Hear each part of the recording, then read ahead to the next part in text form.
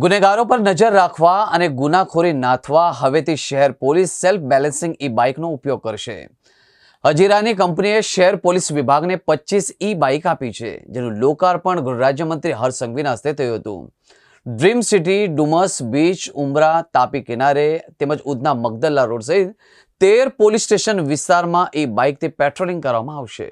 આ અવસરે ગૃહ રાજ્યમંત્રીએ કહ્યું કે આજના આધુનિક ટેકનોલોજી યુગમાં એમએનએસ ઇન્ડિયાના ગ્રીન પ્રોજેક્ટ હેઠળ સુરત પોલીસને આપવામાં આવેલી સેલ્ફ બેલેન્સિંગ ઈ બાઇકની મદદથી સુરત પોલીસ વધુ સ્માર્ટ બનશે। વધુમાં તેમણે કહ્યું કે વિકટ પરિસ્થિતિમાં શોપિંગ માર્કેટ કે ભીડભાડી સ્થળોએ ગાડી લઈને જતા સમય જતો હોય છે, પણ બેલેન્સિંગ ઈ બાઇકની મદદથી પોલીસ સરળતાથી ઝડપી પહોંચી શકશે। એ બદલ કંપનીના અધિકારીઓને તેમણે અભિનંદન પાઠવ્યા હતા। આ સાથે જ પીપરોદ વિસ્તારમાં પોલીસે પેટ્રોલિંગ યોજી હતી। આ પ્રસંગે આર્સેલર મિત્તલ નિપ્પોન સ્ટીલ ઇન્ડિયાના હેડ કોર્પોરેટ એફર્સના ડૉક્ટર અનિલ મટુએ કહ્યું કે કંપની દ્વારા સ્થાનિક મહિલાઓ પગભર બને તે માટેની અનેક પ્રવૃત્તિઓ કરવામાં આવી રહી છે।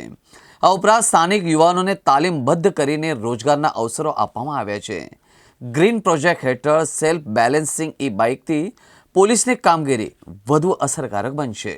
आज माननीय गृह मंत्री श्री और माननीय सीपी सर की उपस्थिति में ये 25 ई बाइक्स हैं वो सूरत शहर पुलिस को भेंट दी गई है। और ये बाइक्स जो हैं वो सूरत शहर पुलिस की प्रेजेंस बढ़ाने में मदद करेंगी और ये फुट पेट्रोलिंग और बाइक पेट्रोलिंग के बीच का जो गैप है उसको कवर करेंगे। और जो से हमारा ड्रीम सिटी एरिया हो गया, हमारे बीच वाले विस्तार हो गए, डूमस रोड हो गया, पाल उमरा रोड हो गया, पोर्ट विस्तार हो गया, इस तरह के एरिया है यहाँ पे इनसे व्यवस्थित रूप से पेट्रोलिंग की जा सकेगी और सूरत शहर पुलिस को और टेक सेवी, इको फ्रेंडली और पब्लिक के लिए ज़्यादा एक्सेसिबल बनाने में ये प्रोडक्ट जो है ये हेल्प